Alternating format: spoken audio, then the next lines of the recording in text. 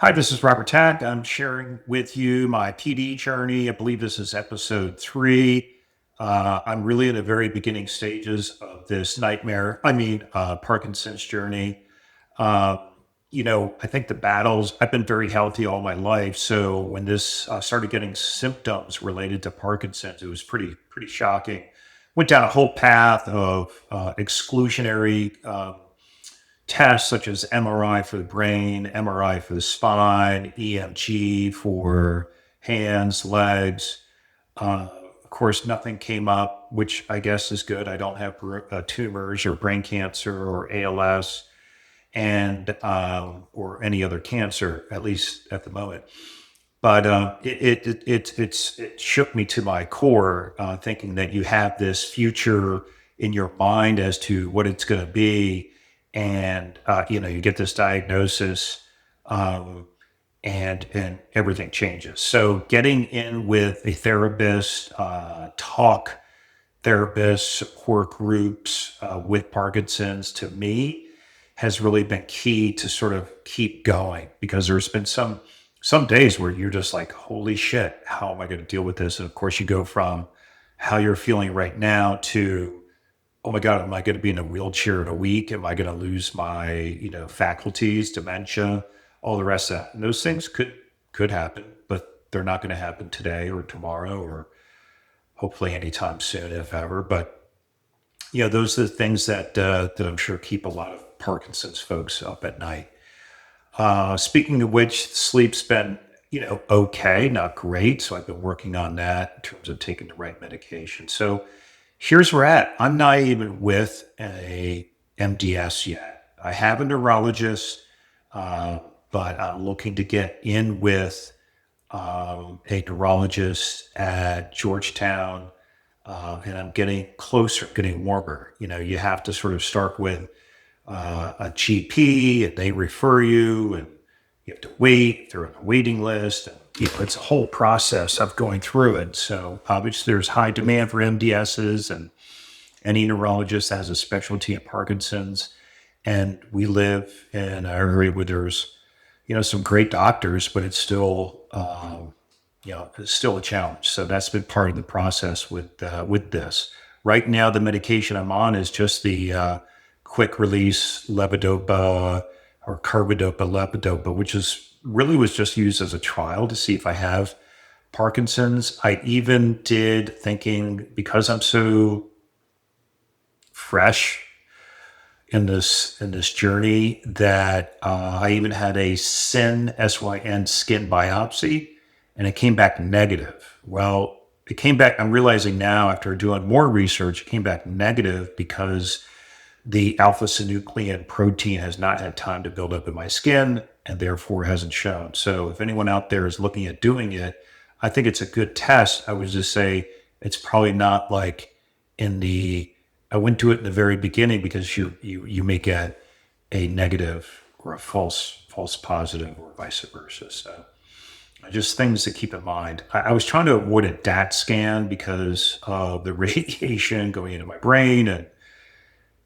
all that. But I think I'm going to have it at some point. And my next appointment is virtually with a fellow to go over the sin one. And I'm sure they're going to say something like, because I've already seen a report, hey, Robert, you don't have Parkinson's. I'm going to be like, no, I do. I've already taken the levodopa challenge. And oh, by the way, can you get me something longer lasting or slow release like a Crexont? So,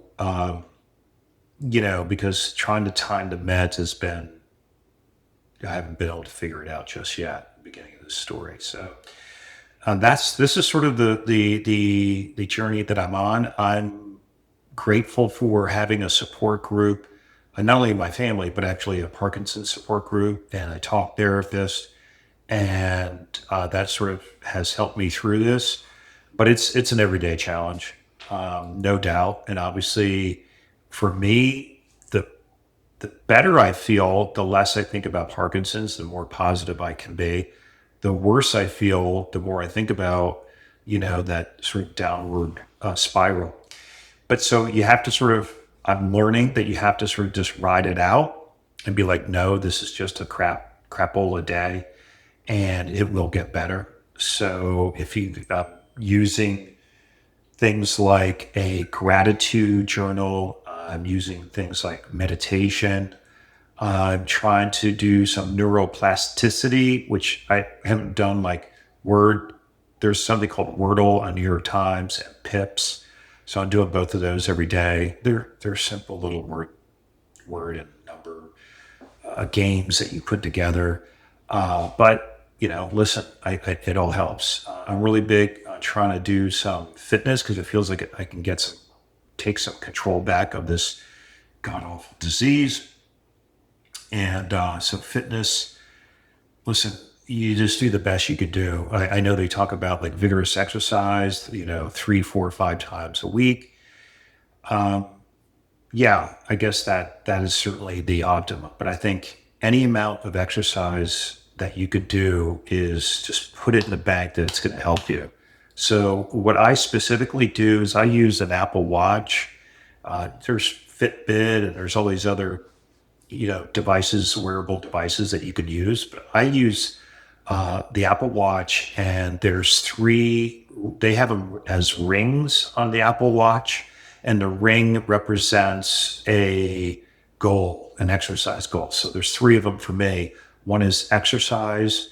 One is standing up and down, like literally standing. So if you're sitting for too long, you want to stand, and I have it set up 13 times over 13 hours. So I want to make sure I'm standing, getting up at least once every hour for 13 hours. Exercise, I've played around with my goals, and again, everyone's different. I'm not here to even begin to know which one a goal should be good for you, but you can set it as 5 minutes of exercise, and if you hit that goal, then it gives you a little like, congratulations, you've hit your goal. I've been able to bump mine up. I currently have mine as 70 minutes of exercise each day, but that includes everything. Like I track walking the dogs. I track if I take a yoga class. I track 5 minutes of push-ups. So I track the shit out of it by pressing the on and getting my credits. A move goal is not necessarily an exercise goal. It's just while you're moving, burning calories. So it's just another way of sort of saying, okay, you are burning calories, you're moving. And I set that goal. Mine's 600 calories a day. It's sort of hard to get to. That's the hardest one to get to for me, 600 calories. But that's what I have. So those are the three goals. I find it to be helpful. Even on shitball days, I try and get to that. It doesn't always work. If you guys have any comments, questions, you want to get together by Zoom, you have ideas, let me know. So this is my story so far, and I would love to hear from you guys.